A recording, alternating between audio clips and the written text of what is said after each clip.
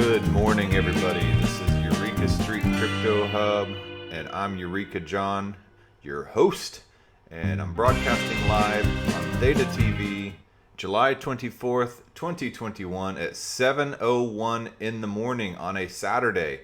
Yeah, I got up late today. I slept in. I did the deal. I stayed up late last night. Well, I guess 10 o'clock is kind of late for me. I stayed up a little late last night studying up on some stuff that I wanted to talk about today. And till the phone kind of fell on my face, then I had to kind of put it up. But hey, well, good morning, Randy. How you doing?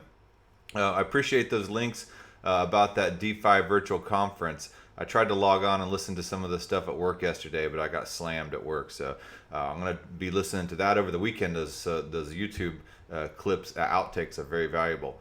But anyway, yeah, so this is my show. It's my video blog, and it's on Theta TV. I was lucky enough to get a Theta stream key way back when Theta was first starting out, and well, kind of when it was first starting out. But I guess last fall is when I got it.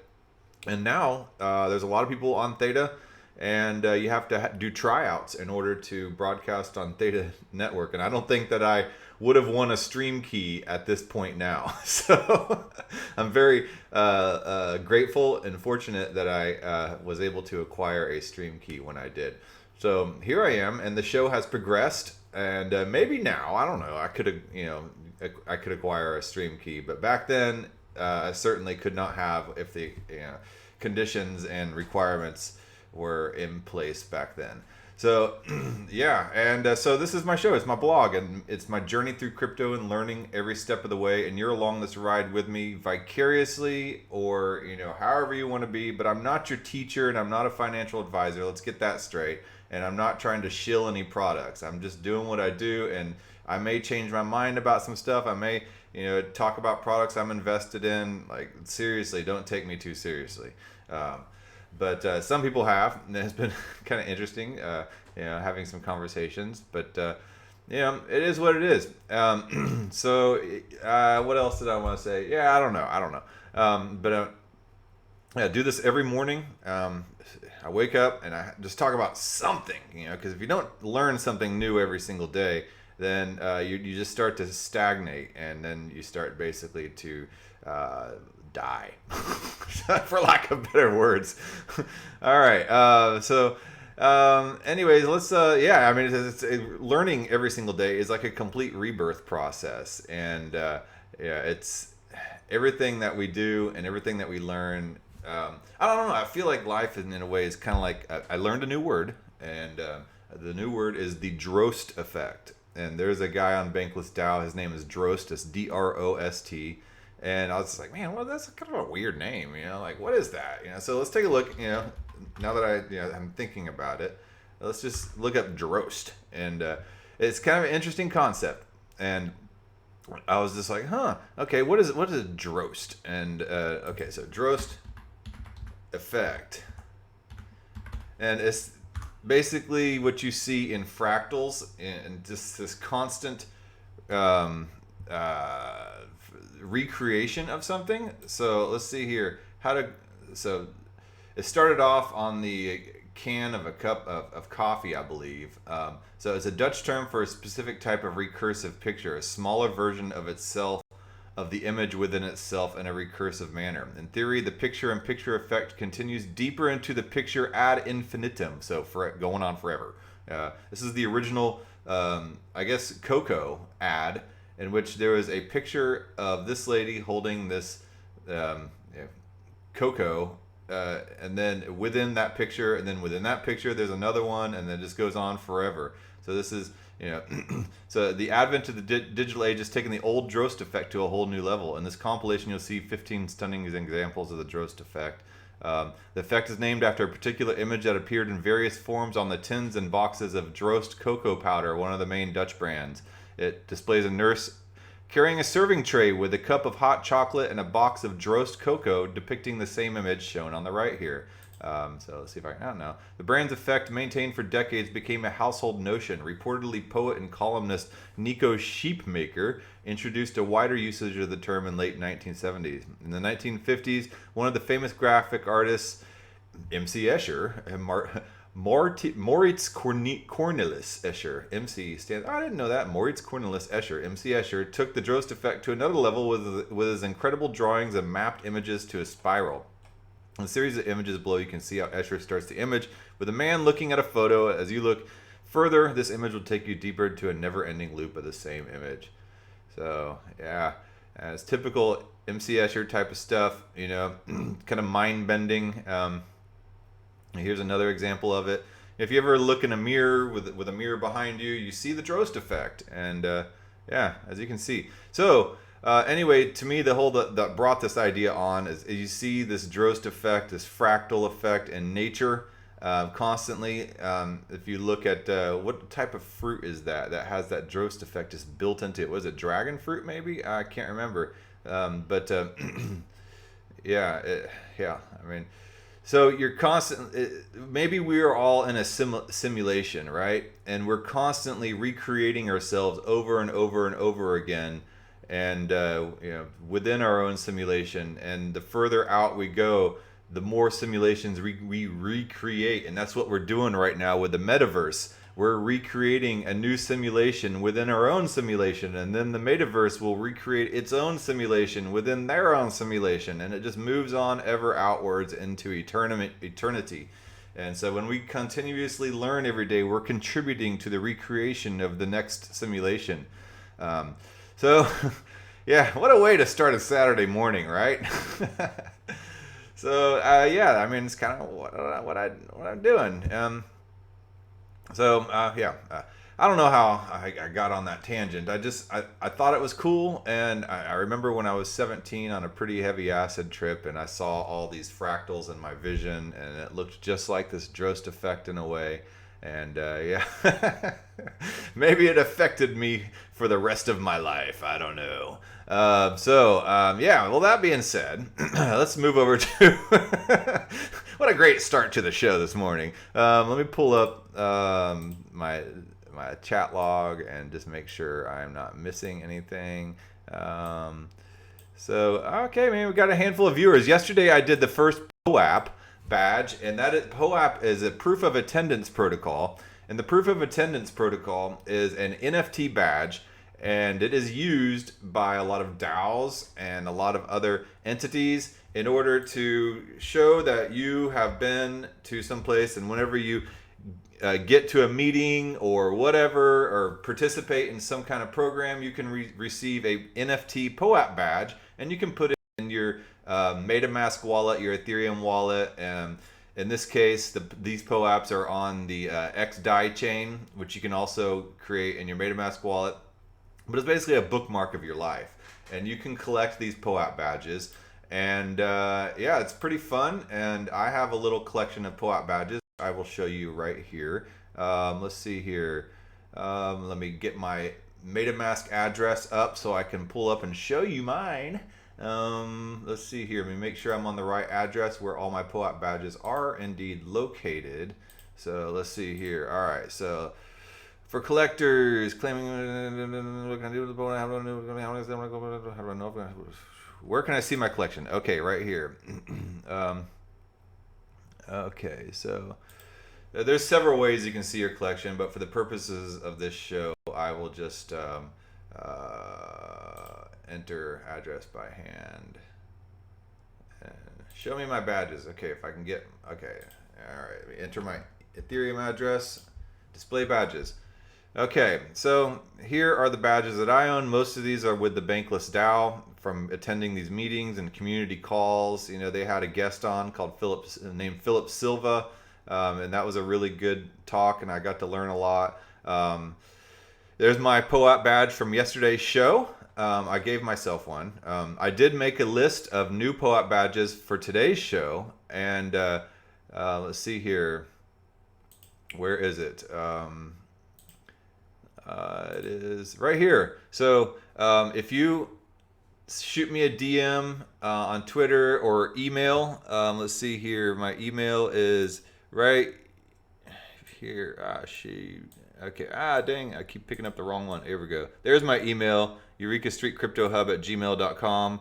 If you don't want to do Twitter, or you could do Telegram down in the bottom of the box there in the Theta stream here.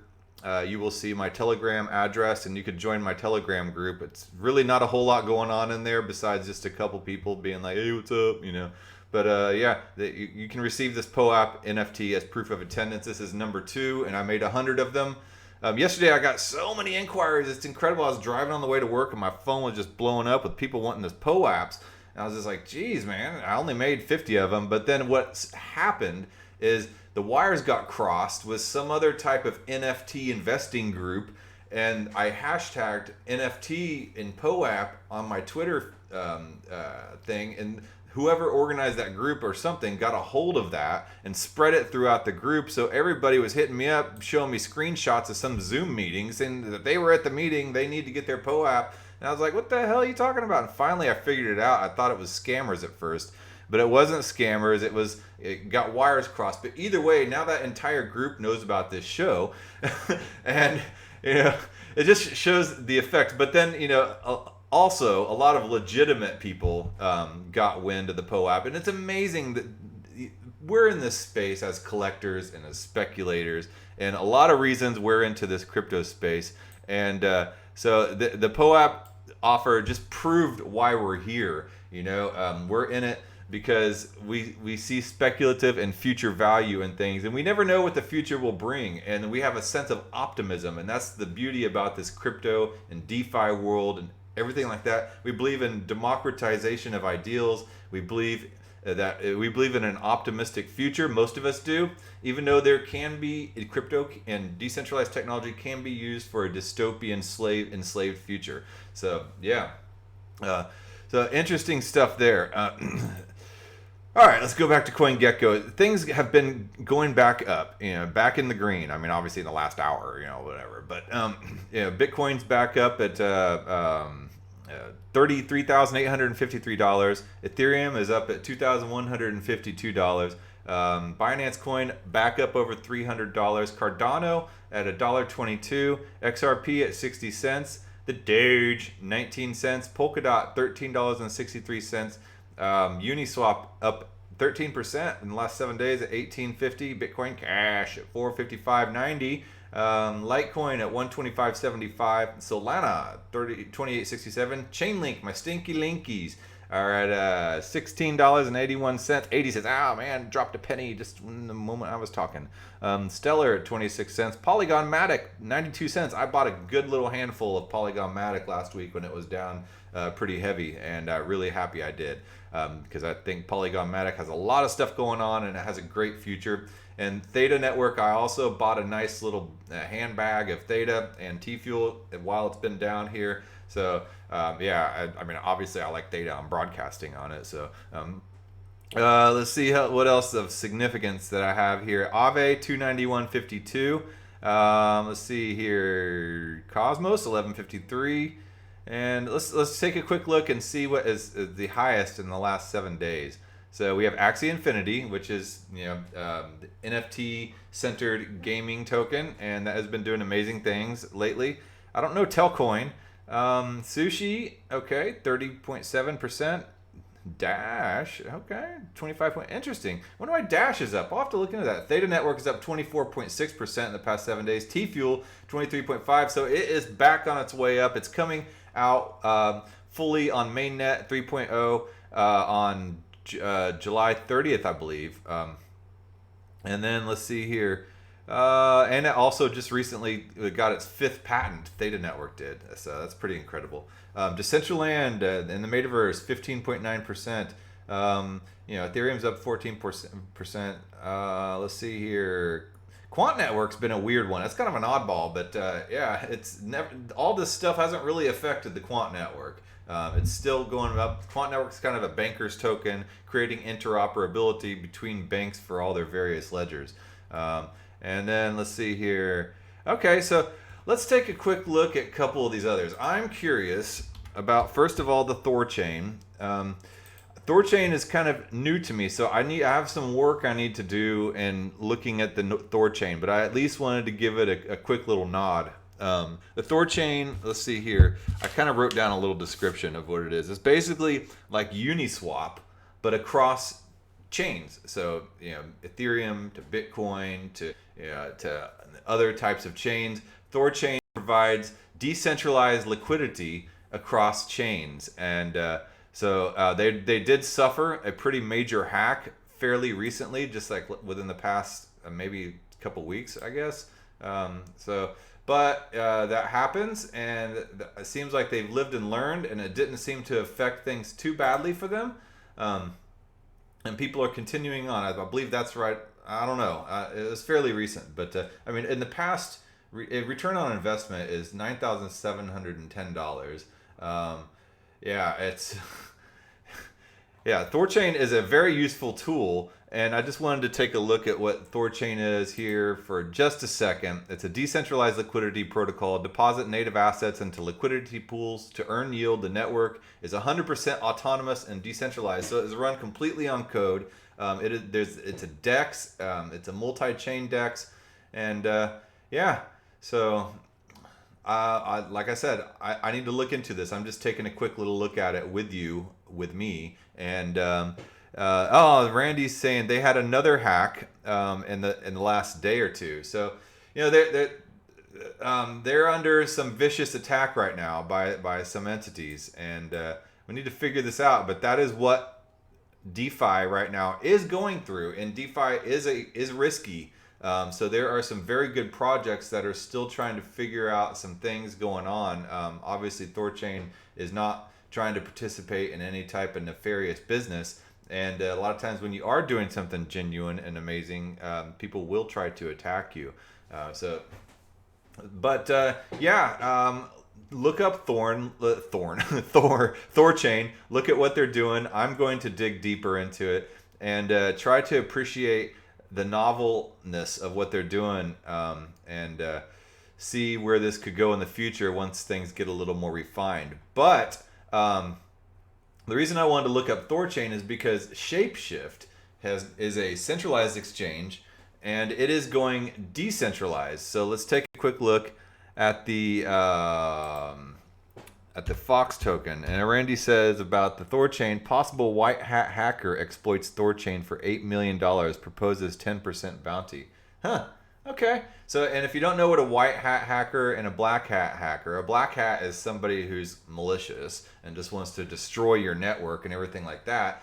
A white hat hacker is somebody who's kind of basically trying to be a hero, and in all the classic cowboy movies, you have the good guys and the bad guys, and the bad guys wear the black cowboy hats, and the sheriff wears the white cowboy hat. And the white hat hacker is a guy that will go in and look for exploits and holes and things, and they don't work for the company, and they will send anonymous emails or whatever to the company saying like, look, I found these exploitations, and here's this. Sometimes like this, they'll ask for a 10% bounty, for finding these exploits, and other times they'll just let them know out of the goodness of their heart. And that is a white hat hacker. If you listen to the Darknet Diaries on Spotify, that is an amazing podcast that talks about a lot of this type of stuff, and it goes into people who find exploits and weird little technological crimes and stuff like that. So check out that on Spotify, Darknet Diaries. I listen to that sometimes on my commute, and they found this one guy that goes into the back ends of all these games and exploits them, and then he tries to let them know, and if they're dicks to him, he'll like crash their game.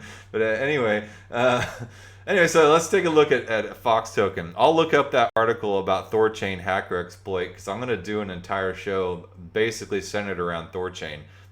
Maybe tomorrow. I don't know. It depends on how much time I have today. So let's see here. Fox token is at 96 cents. Crap, man. I was going to buy some yesterday, and I got all hung up on some work stuff, and it's already gone up 10%. Well, Well, shoot. I mean, I'm still gonna buy some, but yeah. Oh man, see, it's just how it is in the crypto world, man. You don't act fast enough, and All right, so let's check out their Medium real quick. I had some articles up on there, but Shapeshift is a they're moving completely towards decentralization. They were formerly a centralized exchange, and centralized meaning that they hold the keys to your crypto. They do everything on your behalf. They fulfill orders on your behalf on an account-based type of model. You create an account, you upload money to there. If you want to create a trade, they find a matching trade for you. As opposed to DEXs, decentralized exchanges, where people provide liquidity. And by what I mean by providing liquidity, they say, for instance, somebody wants to provide money that can be used in a pool for people to trade with. So if I want to trade Ethereum with the Fox token, for instance, I would, in a decentralized pool, I would provide 50% Ethereum and 50% Fox token. So I would provide $500 worth of Ethereum and $500 worth of Fox token and put it into that pool. Then every single transaction that somebody does wanting to trade Ethereum for Fox, I would get a little percentage of that. And that's the beauty of liquidity pools. It allows anybody and everybody to provide liquidity and to earn transaction fees. And so that is a great way to earn passive income. However, you have to be careful of impermanent loss and rug pulls. And that is when the impermanent loss is when the value of one of the tokens shoots up sky high and it offsets everything. And you end up kind of losing some money. And that's a whole other episode to describe the exact technicalities of that. So you have to, and it's impermanent because it's not permanent loss of funds until you actually decide to pull out of the pool. So if you can wait till the token prices kind of correct themselves, then you'll be fine. But if you can't, then you get that permanent loss. And then rug pulls are when everybody else pulls out the liquidity and you're the only one stuck in there. Anyway, so that is on decentralized exchanges. Centralized exchanges go on an account order book model. And so anyway, Shapeshift, they have prided themselves on no KYC, which is know your customer laws, and you have to show ID and show who you are to do all these types of trades. And Shapeshift is one of the older exchanges. They started in 2014. And let's go to their website here. That's their app. Let me go to Shapeshift.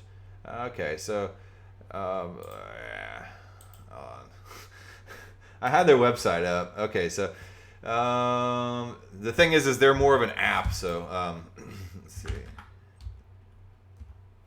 Okay, so beta.shapeshift.com. So I would have to pull up my phone and show you on my phone because it's more of an app. But basically, the premise behind Shapeshift is you can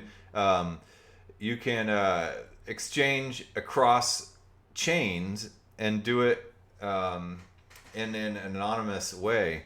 And so you could exchange Bitcoin to Ethereum to whatever, and where a lot of exchanges require tons of KYC in order to do that. Well, now Shapeshift is going decentralized, and let me see here. Shapeshift to decentralize entire company plans for its largest airdrop in history.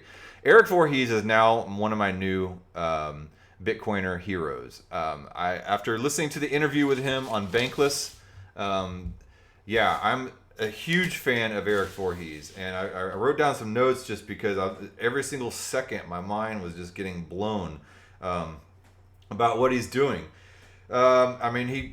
He firmly believes that becoming DAOs and decentralizing is just becoming necessary in an entire business develop process. Let's see here. There are some aspects about decentralization about why he wants to do this. Let's see here. Okay. He says, in order for a company to be open, immutable, and borderless, only decentralization can achieve this. And I 100% believe this. I need to look up this word, immutable, because a lot of people don't know this word. And I know this word from my theological seminary type of background. But That it's not one of those words that everybody just throws around in everyday conversation unless you're in the crypto space now. So, or into computer programming, but it is an unchangeable object whose state cannot be modified after which it is created. So, a mutable object is a changeable object which can be modified as it is created. So, an object-oriented and functional programming, an immutable object is an object that can't be modified. So once it's made, it cannot be changed. So that is immutable. So in order for a protocol or a company to be open, immutable, and open by meaning transparent and borderless, only decentralized can achieve this. And that is technically what a DAO, a decentralized autonomous organization, should be. And a lot of companies are moving towards becoming DAOs as we evolve in our idea of what a company should be instead of a top-down hierarchical structure. And Shapeshift, his goal, first of all, he wanted to be across chains, not just limited to Ethereum, ERC20 tokens like Uniswap is, and not just limited to Bitcoin. And when Shapeshift first started out, it was kind of like, kind of like Simple Swap here in a way. If you want to trade Cardano to Ethereum, you can, but it goes to Simple Swap, and they have their team of people there who can see the trades going in, the incoming trades, and then they take those and they have a bunch of accounts loaded full of all these various tokens, and they do the swap in the back end as a service, and then they send the funds to your wallet. And so in that way, Simple Swap is amazing because I can take my Cardano and change it to Ethereum. The fees are fairly low, it's done, but it's done through this centralized service.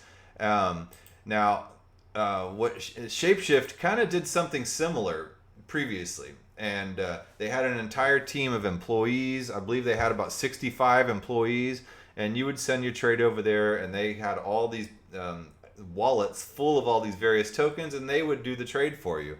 And they are now going fully automatic with that, and using a combination of 3 different technologies, of Uniswap style technologies, 0x technology, and Thorchain technology. And Thorchain is the cross-chain version of Uniswap.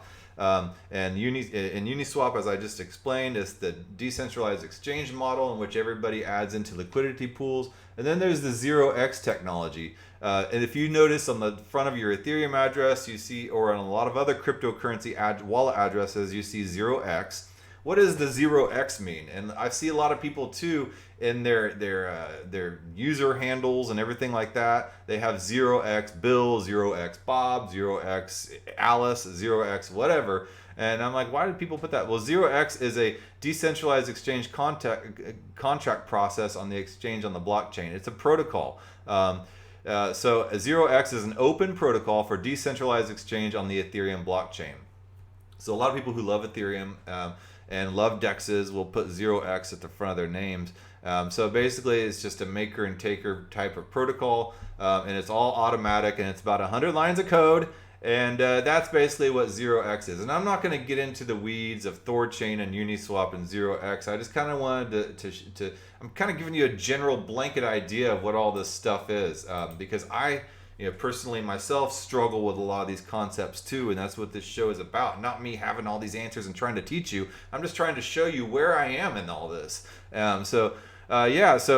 He says it's become clear that open immutable finance requires open immutable organizations, said Eric Voorhees, founder and CEO of Shapeshift. So Shapeshift, a leading non-custodial currency exchange, is planning to open source its platform and dissolve its entire corporate structure. An unprecedented move that underscores the company's commitment to decentralization. And they're doing the largest airdrop in history right now. I believe it's 340 million Fox tokens to over 1 million users who traded $1 or more Ethereum or any ERC token through the platform between prior to June 9th. I had downloaded Shapeshift to my phone last December. I wish I would have done some trades on it. I never did. I was using other stuff, but man, I would have loved to be a part of this airdrop, but I'm not going to be. But whatever. I think that Fox token has an amazing history. I think that Shapeshift being a first mover of this type of process is pretty amazing. Go by turning into a DAO and going decentralized. And you see other examples of this. You see crypto.com going DeFi in a way. However, the difference is crypto.com has their DeFi wallet in which you own the keys to your crypto and all that stuff. So it's non-custodial, but they still are maintaining their centralized exchange side of things. So they are kind of partly going decentralized. And then you have Compound Labs, which runs Compound Finance, which is open source and decentralized. But you have Compound Labs, the company that is building that capitalizes off of that. And you have Compound Treasury now, which is going to be a custodial kind of DeFi mullet. It's going to be centralized in the front, owned by Compound Labs, but then they're going to use themselves the Compound Finance protocol, the decentralized protocol. So they still have a centralized model in order to make money. Shapeshift is going 100% decentralized. He is no longer going to be the CEO of the company. He's just going to be an influential member of the community. They are all 65 employees are no longer going to be employed by Shapeshift. They are all going to basically either quit because they want their W-2 and to move on elsewhere, which is just fine. I mean, I absolutely understand. They will become kind of a part-time employee, which means that they will contribute as much as they can, and that's the beauty of a DAO. It allows people to balance work and life in a way that they want to, and then because everything revolves around the value of the token in a way, and not necessarily on receiving that paycheck. And then, or number three, people who dive in 100% and make that their full-time job and become full-time community members and try to reap the benefits and rewards relative to that type of experience based upon the contribution of value to the community. And a lot of times that's what DAOs are, because they're only worth as much as people want to put into it. And the amazing thing about DAOs is, yes, there is no top-down type of payment structure, but incoming income into DAOs, whether it be whatever type of service that entity can provide people, is distributed in a lot of ways very democratically. They can just do, and they all vote on these things. They can just vote that everybody receives an equal split of the incoming assets. But then, what do you do about freeloaders and people that don't do anything?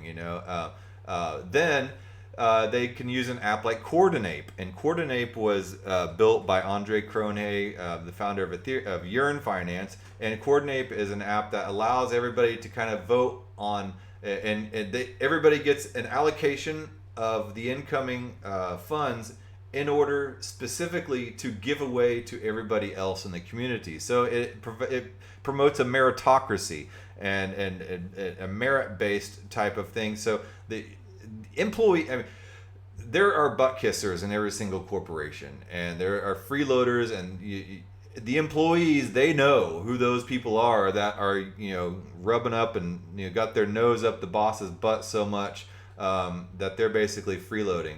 So the employees in this case can vote for each other and give funds to each other based upon the work that they do and the way that they help out each other. And I know that's flawed, and it can kind of be like a popularity contest, but maybe you could split that up, like 50% just completely 100% democratic, equal split to everybody. Then 50% of the incoming income can be all passed around and divvied out through Coordinape to your homies. And so yeah. Anyway, so yeah, this Fox token is the largest airdrop in history, 340 million tokens to approximately 100 million customers and related entities. Let's see here. So I've talked about, wow.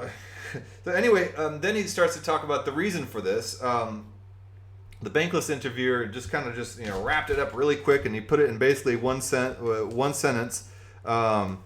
He says, so basically you just told the regulators that instead of having this service in the back end where the employees are doing all the trades in the back end, and that makes it a financial service, and exposed to lots of regulation and it becomes a financial organization, that you're just going to automate that back end with a 0x Uniswap and Thorchain protocol, and you've told the regulators that, and they said okay. And Eric Voorhees is like, well, it's amazing that you just said that all in one little compact sentence, but it took a lot of painstaking effort and years, like a decade worth of, almost a decade worth of dealing with regulators and stuff like that in order to get all this done to where they can start this decentralization process. But I mean, he kind of put a light on some regulators that I hadn't really thought. What I think about, especially from the crypto perspective, is regulators are the bad guys. They're out there just to piss on your party, and to quench your liberties. And in a lot of cases they are. And I don't really love regulators, but regulators still are human beings, and they have varied opinions, and they a lot of times belong to different cultures and different countries if you're working on a global level. And hopefully regulators will see as people that want to protect, ideally, in an ideal world, just like the Hippocratic Oath, the doctors will always want to protect the patient and the patient's rights. So regulators should want to protect the financially innocent people from getting scammed by these malicious actors in the financial world. Maybe that they will see that this technology, one, is too big to fail, and two, too important for the democratization of financial tools and assets. Because what all this DeFi allows, it allows people, and anybody, me, to non-accredited investors, to use financial tools that were previously only available to the elite and for the financially accredited folks out there that have lots of money to just throw around. And that gives them an advantage that average folks like me and you may not have. So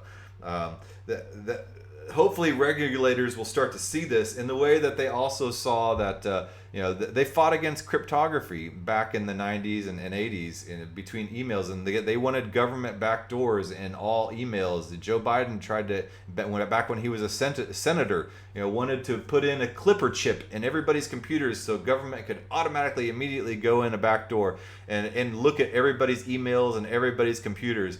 And they lost after a long, hard struggle. And we have the same type of issue going on right now with decentralized finance, and then wanting to regulate and see into everything that everybody is doing right now. And hopefully they lose in the same way, because cryptographic technology used to be only military grade technology, and then it became available to everybody. And people realized the importance of that as a social struggle. And then now hopefully people are also realizing that these decentralized finance tools should be available to everybody and not only to the rich elite. So anyway, I've gone on and I didn't cover more of the details of Shapeshift and getting down into the application, and I've run out of time. I don't want to just ramble on, but check out Shapeshift for yourself. It's a cool app. I love what they're doing. I love their ideals about it. Shoot me a DM on Twitter or email or whatever, or Telegram. I will send you that link for this Pullout badge, and so you can get yourself a copy of that bad boy. So let me go ahead and start my outro music. And I appreciate you guys jumping on, Randy and Canopus.